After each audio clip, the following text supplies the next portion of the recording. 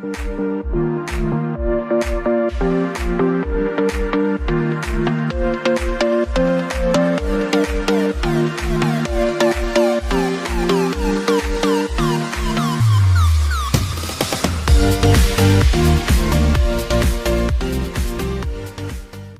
friends, I am Shivaji Bhaskar, Faculty of Russian at the School of Foreign Languages, IGNOU. I welcome you all to this course, Basics of Russian Communication Skills Part 1. As you remember that in our previous modules, we have discussed about the counting in Russian. As we have started from 1 to 30, we will start the counting further. But before that, as a very important exercise, because we need to learn the counting in Russian efficiently, we will start from 1 again.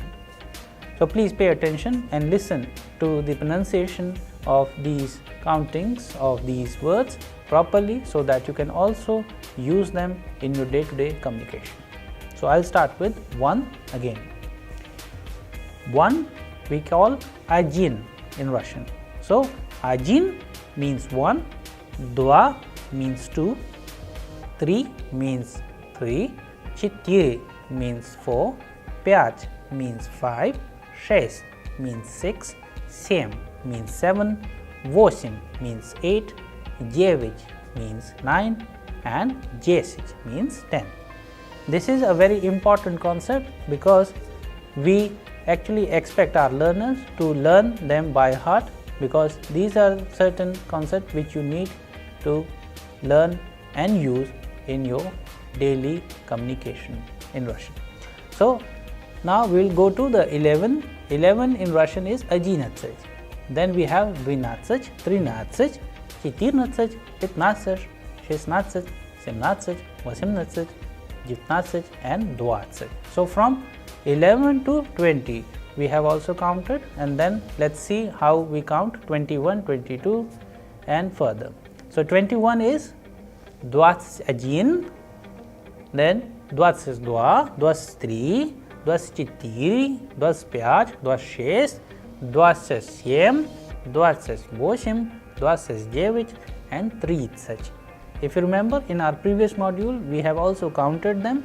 That is why we are not going into explanation right now, but we actually recommend you all to note them down in your notebooks so that whenever you have time, discuss it, use it in sentences with your family and friends in order to understand Russian in a better way. Alright, so after 30th, we already know how to have further countings: 31, 32, 33, 34, 35, 36, 37, 38, 39 and then 40. 40 is 40. 40. And then the concept is similar: 41, 42, 43, 44, 45, 46, 47, 48, 49 and then 50. 50 is 50. And then 51, 52, 53, 54, 55, 56, 57, 58, 59 and then 60. 60 is 60. Then you have 61, 62, 63, 64, 65, 66, 67, 68, 69 and then 70. 70 is 70. From 71 to 80, so similar fashion you can count 71, 72, 73, 74, 75, 76, 77,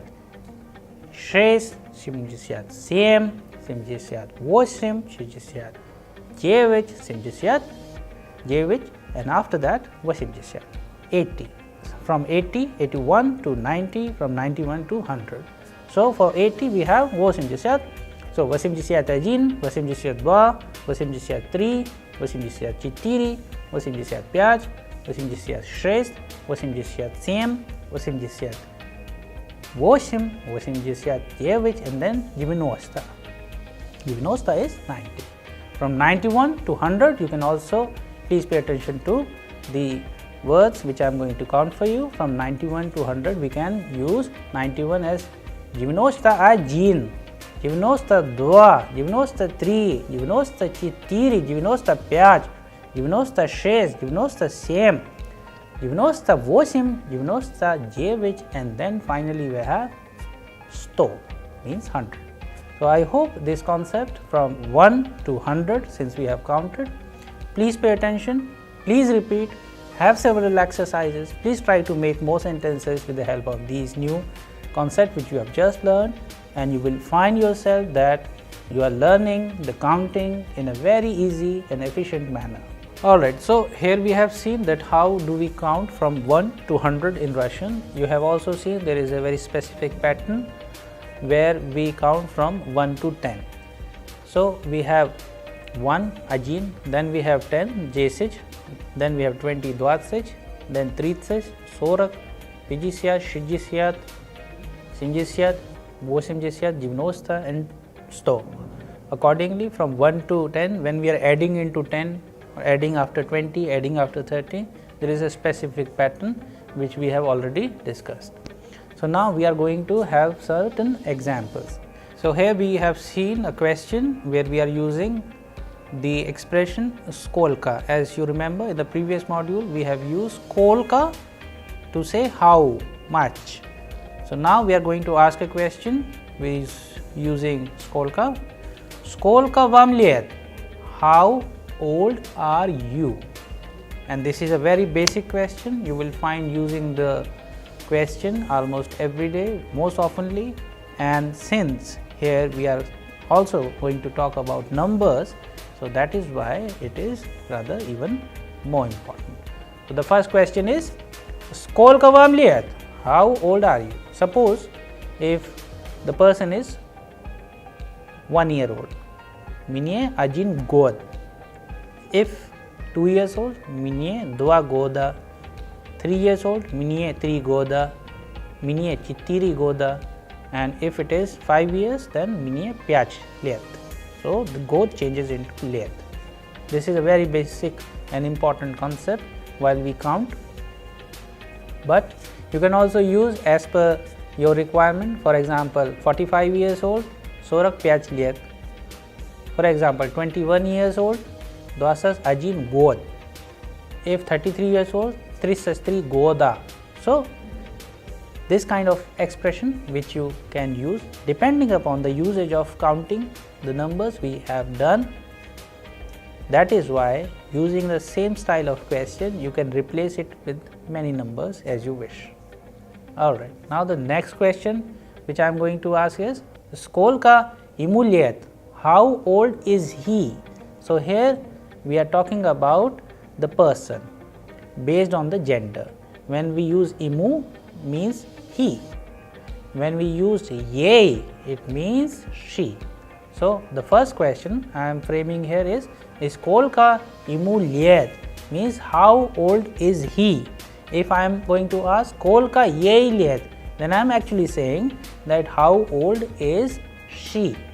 Then you can have the answer based on the usage of imu or ye. Imu ajin god. Imu dosas ajin god. Imu trisas ajin god. Imu sorak ajin god. Depending upon the number you wish. And for ye, we have to use ye, but rest of the sentence would remain same.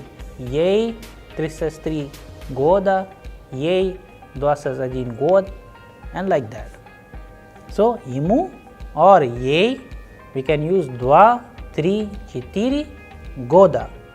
For 1 we use god, for 2 we use goda, for 3 goda, for 4 goda, but for 5 we use 5 let. So, the god changes into let, and that is why we have imu or ye 5 6, and it can go further 20 let. But if it is 21 years old, dosas ajin god. 22 dosas 2 goda, and like that. So, here we have seen the usage of skolka, and we have used vam, imu and ye, as these are personal pronouns in a particular case which is known as dative case. You will be learning about that case in detail in a dedicated module. However, before that, let us pay attention to these constructions. So we had skolka vam let, then you can, as per your choice, use whether the person is 5 years old, 20 years old, 21 years old, 33 years old, and so forth, and changing according to the gender or the singular or plural form in this case. Alright, now let's go ahead and pay attention to some of the more constructions we have. For example, we have Ему 21 год. He is 21 years old. We can also replace it with Ей 21 год. She is 21 years old. Then we have Ему 22, 23, 24 года. He or she is 22, 23 or 24 years old. Then Ему or Ей 25 лет. Here it is important because with the help of counting 1, 2, 3, 4, 5 we have separate, like for 1 один, for 2, 3, 4 we have 2, 3, 4 and for 5 we have 5, and when we are using год we have год with один, года with 2, 3, 4 and лет for 5. So here you can also see, now we have the next example, Ему ей 30 лет. Now we are saying that he is or she is 30 years old, and likewise in the last example we are using 40 лет, which means 40 years old. So Ему ей 40 лет.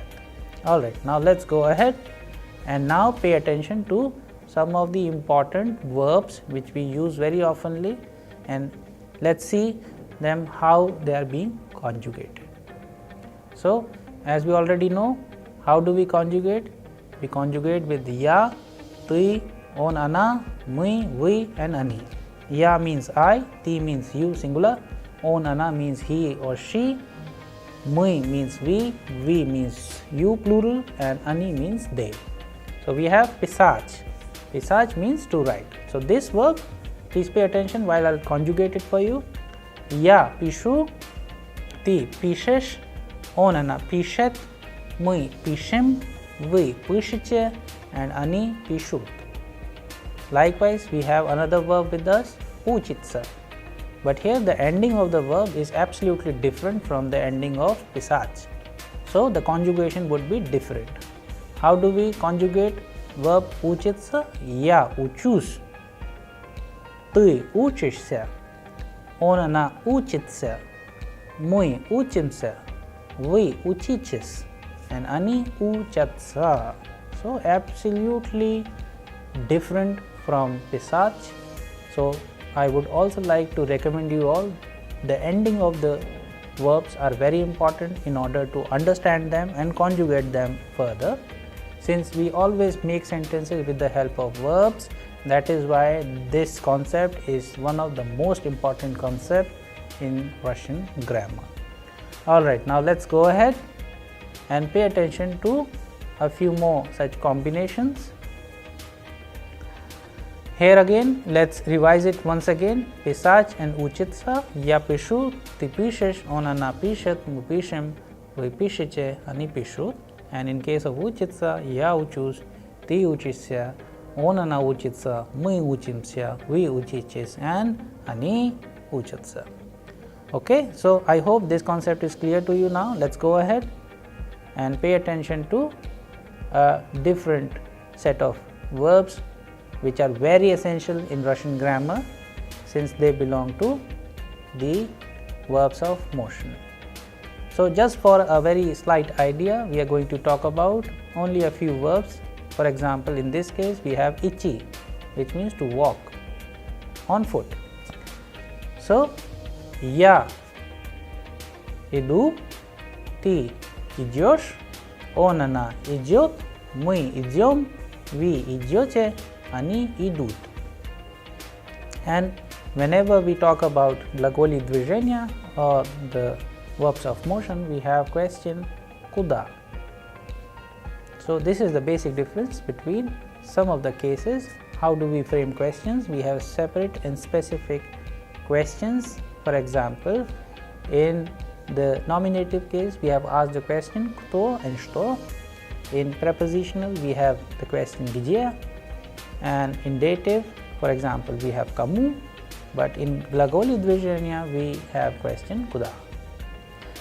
And then in this particular case we have, just for comparison, another verb which is not of the group of glagolic движения is хотеть, which means I want or to want. So when we conjugate with I want. Я хочу, ты хочешь, он, она хочет, мы хотим, вы хотите, они хотят. So here we are comparing them to make you aware the ending of different kind of verbs. However, we are also discussing about them, that how and to which group they belong. So now we will go ahead and pay attention to a kind of a set of words and expressions in the form of a dialogue, so that you understand it properly. We will use most of the expressions we have used in our previous texts. So there is a very important and famous expression which we normally use in Russian is "Дайте мне." "Дайте мне, пожалуйста," or "give me please," because you will be asking this question while communicating in Russian, so you can also use in the same manner, but pay attention to the construction "Дайте мне." So here we are starting with "вы", "Дайте мне." So it is with formal communication we are using "Дайте мне, пожалуйста." If somebody is familiar to you or junior to you or having a very close relation, then you can say "Дай мне, пожалуйста," "Дай мне" instead of "Дайте мне." This is the basic difference how we say, like in example we have done "Здравствуйте" and "Здравствуй." So same is the case here, we have conjugated it like "дай" and "дайте."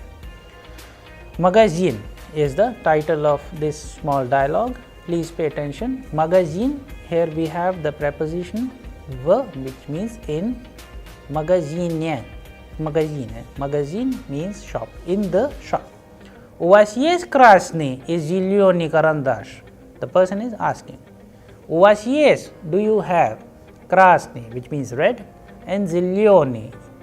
Зеленый means green. Карандаш. Karandash we already know means pencil, but when combined together it will be plural. У вас есть красный и зеленый карандаши? Then the next person answers, да есть. Yes, I do have, or yes, we have, or yes, simply saying yes, да есть. A синий and a blue one тоже есть, also have. Вот разные. When we use the expression разные means different. Вот разные карандаши. And here is the different pencils.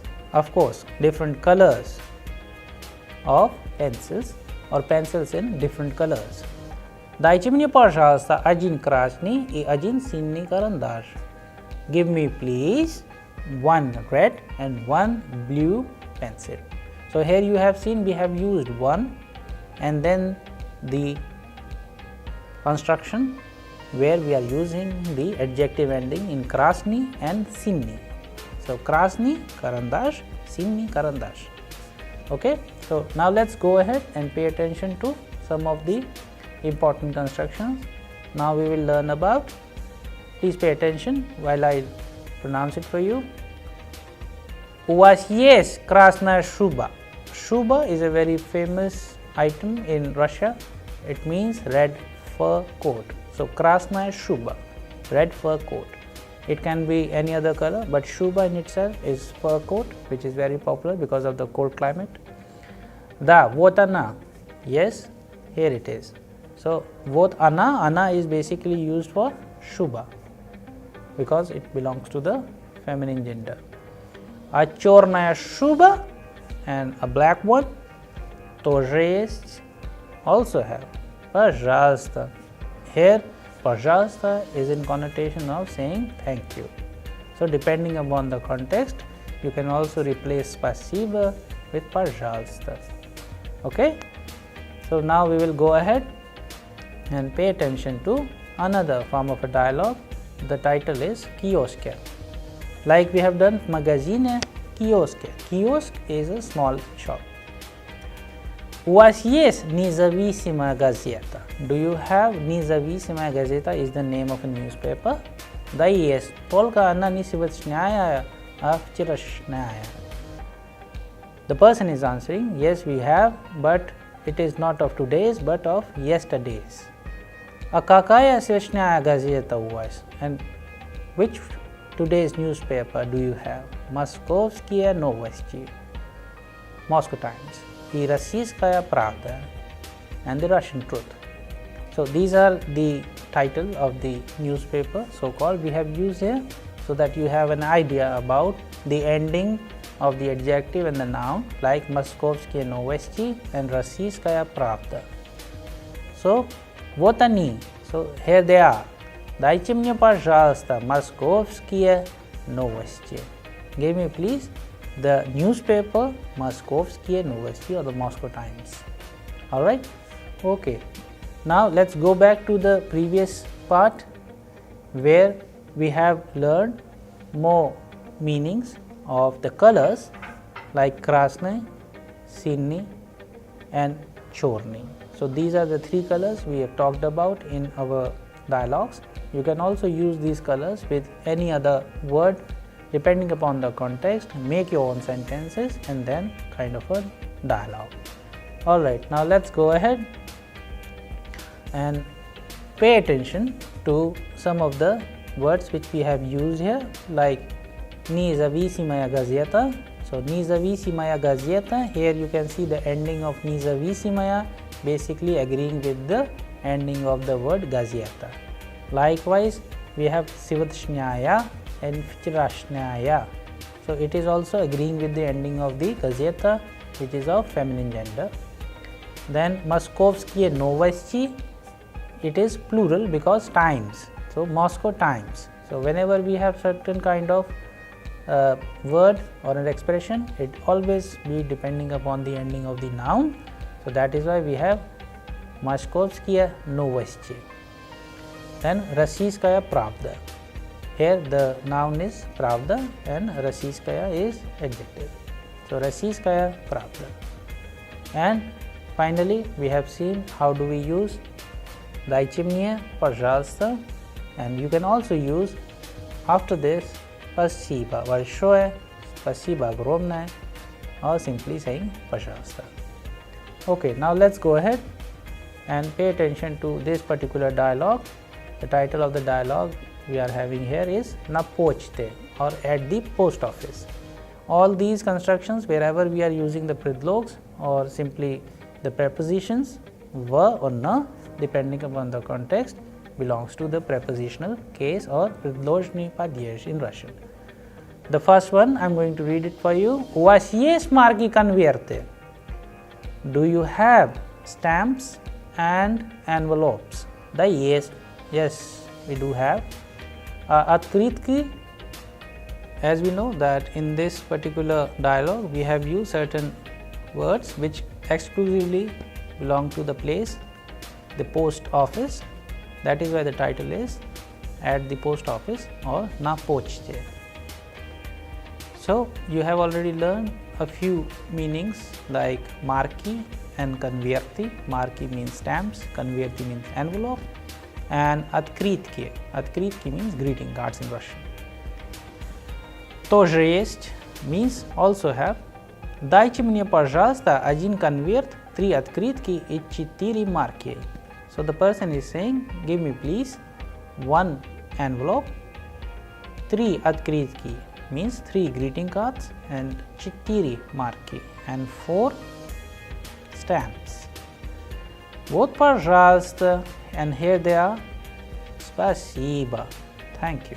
So here this is a peculiar case where you can use certain kind of sentences, but the most important aspect of these kind of dialogues that everything we are talking about belongs to that particular place.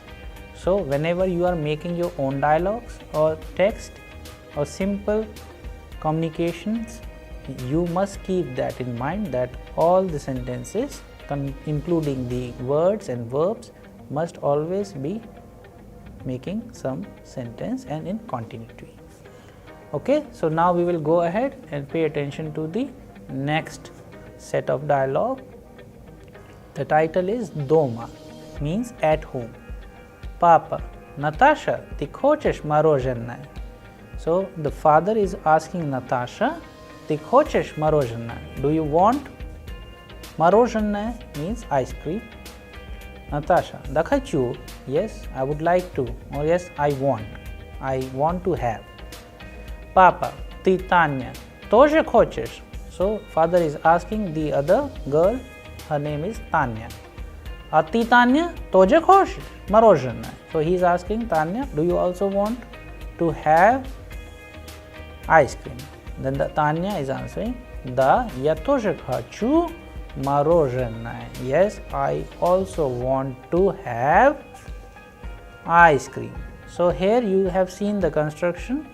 So we have the father asking Natasha first, then Natasha is replying, yes, I want. Then the father is asking Tanya about whether she would like to have ice cream. Then Tanya is also answering, yes, she would also want. So these kind of construction you can also make. It hardly have 3 to 4 sentences, but it is very useful as far as the information is concerned. It is very useful as far as the construction in a particular setting like at home is concerned. However, you can also replace the names and replace the thing, like in this case we have мороженое.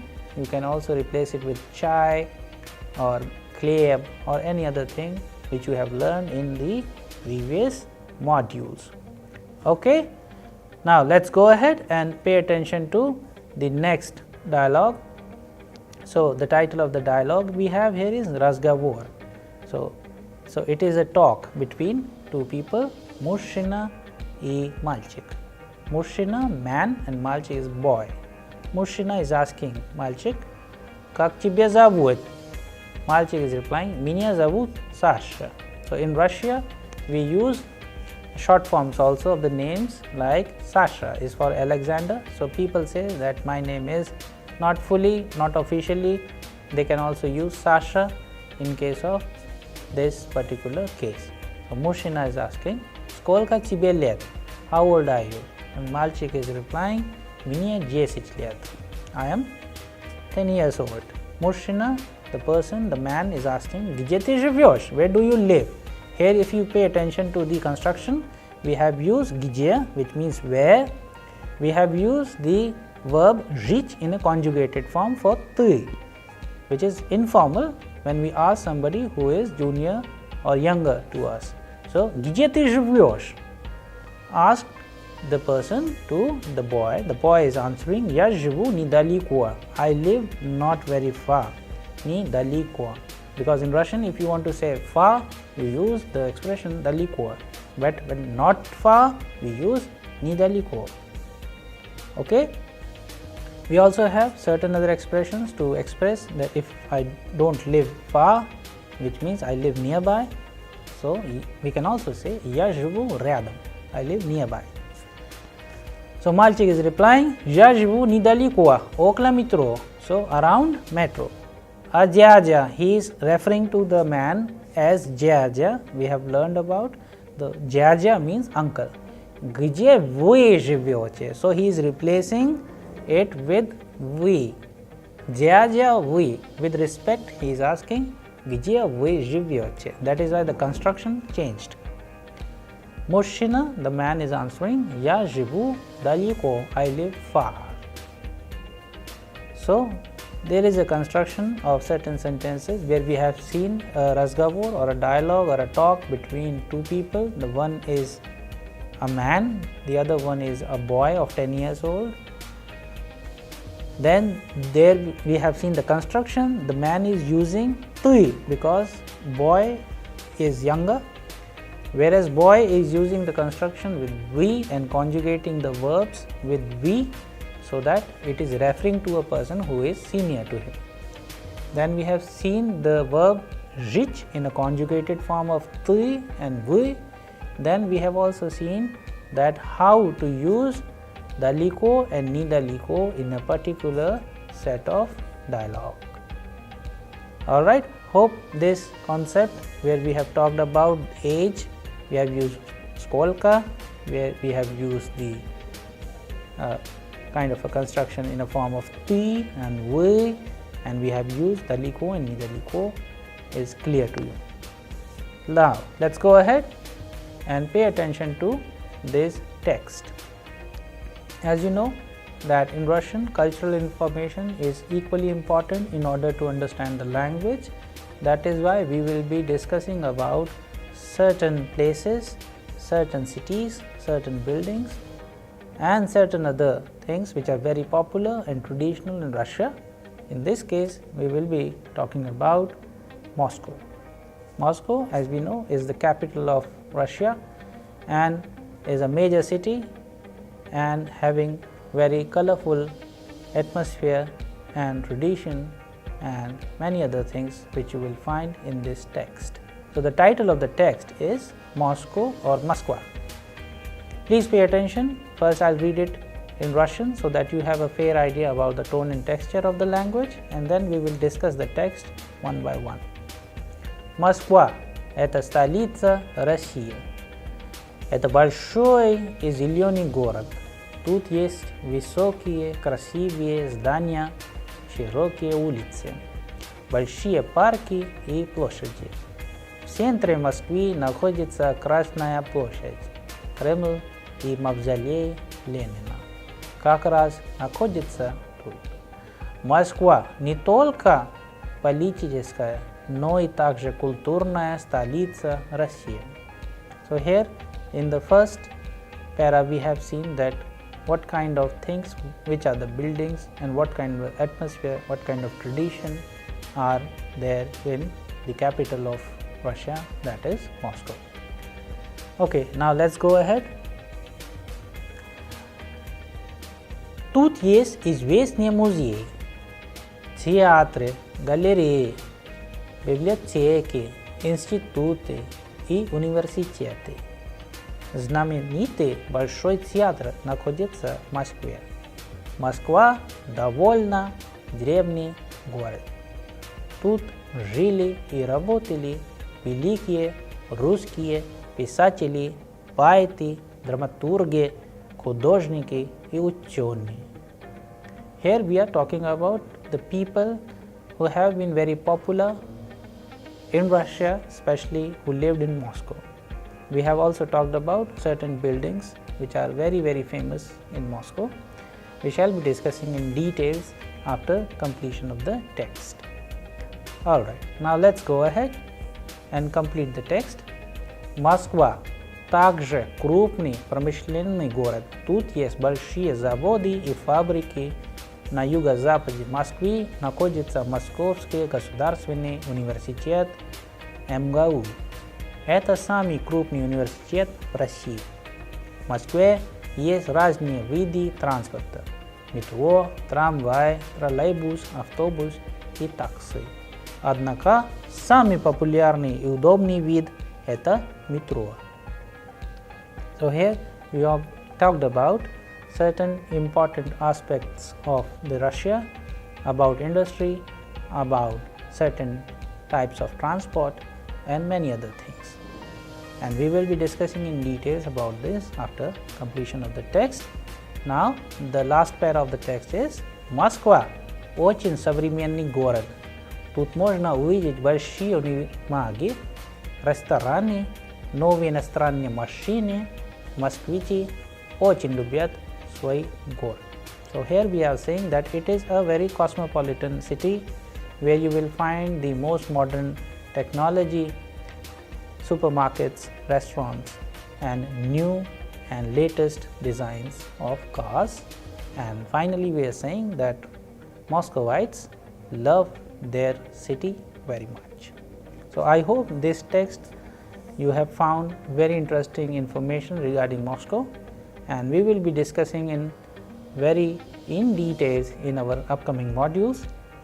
Thank you.